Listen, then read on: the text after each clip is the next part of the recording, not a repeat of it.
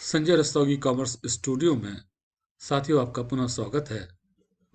और आज हम इस वीडियो के माध्यम से चर्चा करेंगे परम्यूटेशन एंड कॉम्बिनेशन।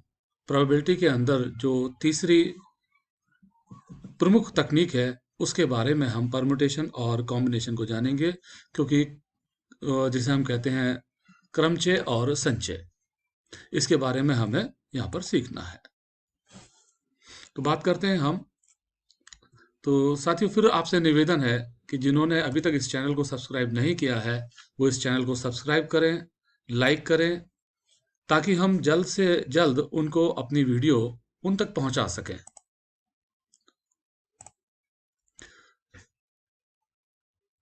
प्रोबेबिलिटी की तीसरी प्रमुख तकनीक जिसको हमें सीखना है वो है परम्यूटेशन और combination. We have two types of classification of things, number 1 arrangement और number 2 selection. The term arrangement is known as permutation and selection is known as combination in statistics. कि किस तरह से हम किसी चीज को विन्यासित करते हैं, किस क्रम में रखते हैं, उसको हम परम्यूटेशन या अरेंजमेंट कहते हैं। और उनमें से किसी एक को चुनना सिलेक्शन, किसी को हमें चुनना हो, एक सेलेक्ट करना हो, तो वो हमारा कहलाता है यहाँ पर कॉम्बिनेशन। तो परम्यूटेशन के बारे में हम सीखते हैं थोड़ा सा। Each of the different arrangement which can be made by taking some or all of a number of things at a time is called permutation. Permutation क्या है? परम्यूटेशन है arrangement. The number of permutation of n things taken r at a time is shown as NPR, n factorial upon n minus r factorial.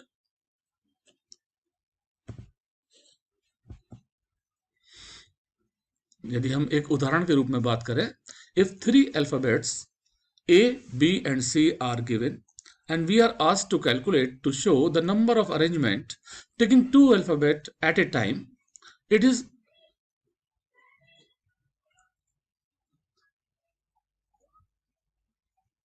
permutation. It is called permutation, and this will be calculated as such: n equal to 3, r equal to 2.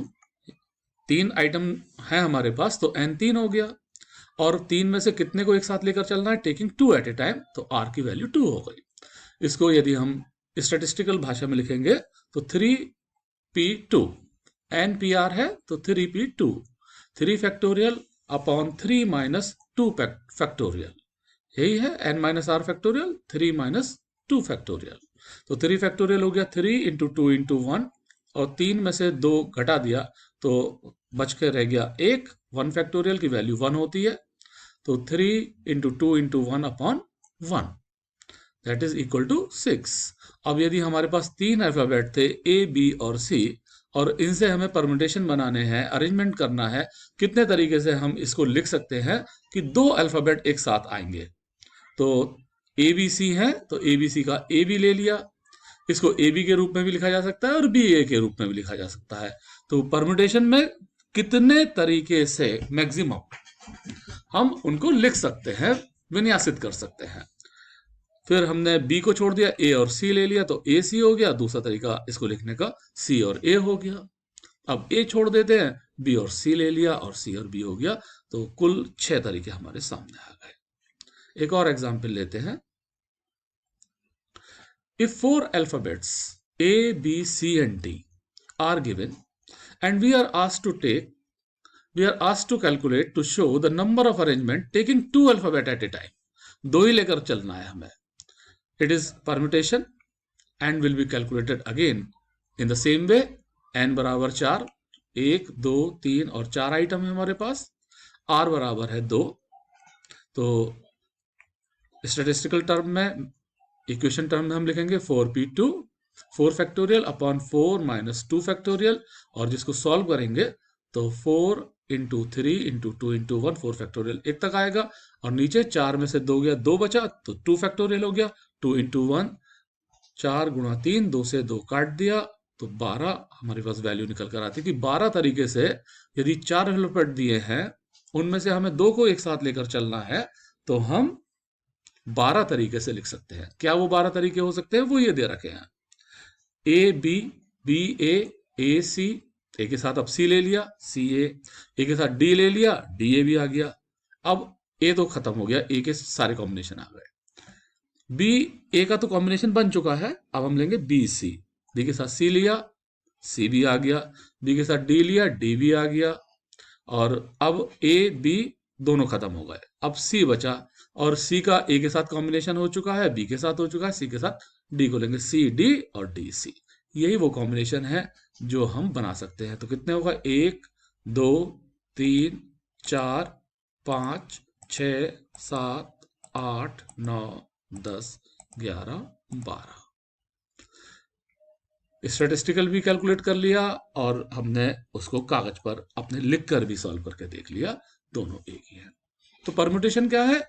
क्रमचय है, इसे हिंदी में कहते हैं, इसको arrangement कहते हैं, इसको विन्यास कहते हैं। कितने तरीके से अधिक लिखा जा सकता है, और एमकॉम लेवल पर इस तरीके का सवाल अक्सर एग्जाम में आता है, जिसको हम अगली वीडियो में आपके सामने बोर्ड के माध्यम से कैसे सॉल्व करेंगे, उसको हम बोर्ड पर सॉल्व करके दिखाएंगे।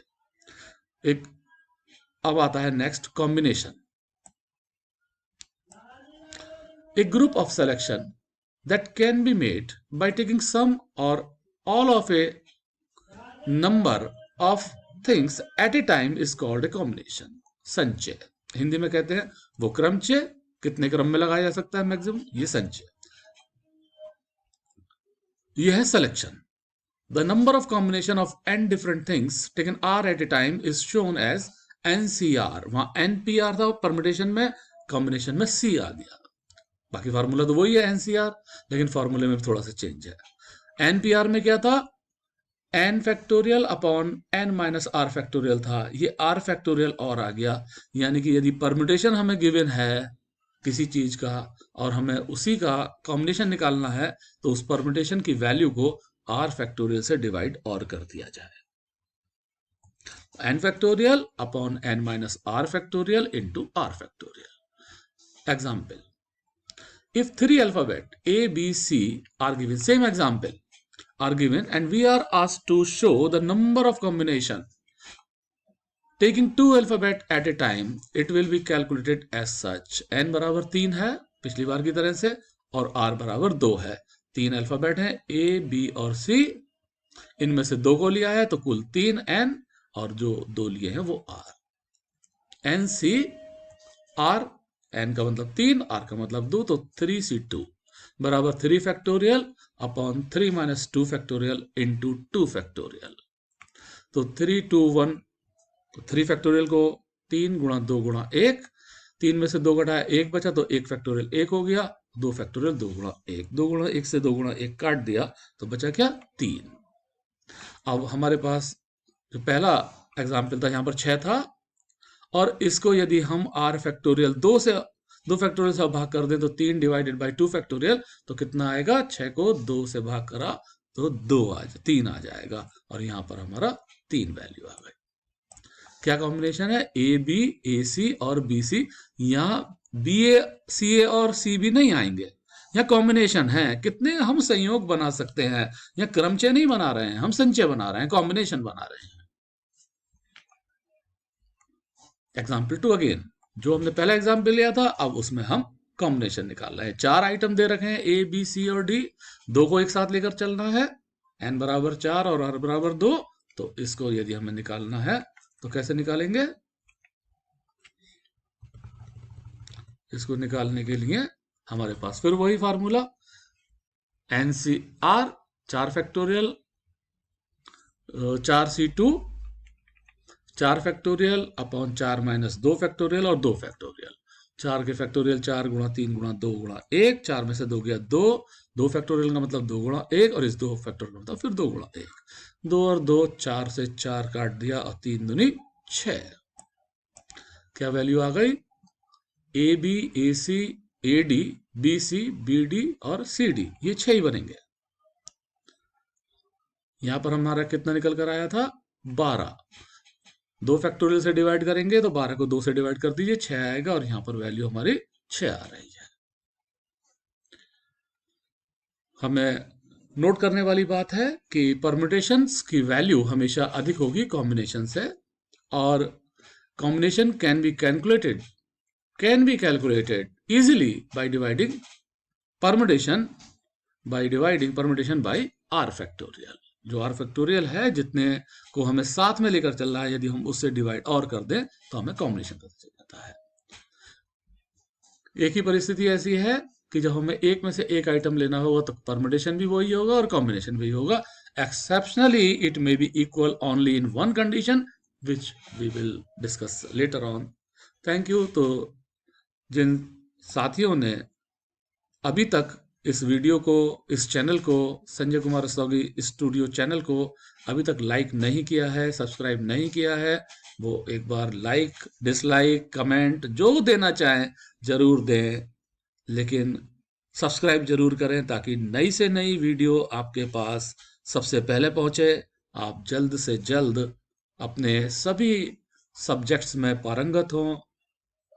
इन्हीं चीज़ों के साथ अपने आज के इस वीडियो को यहाँ पर हम क्लोज करते हैं। Thank you.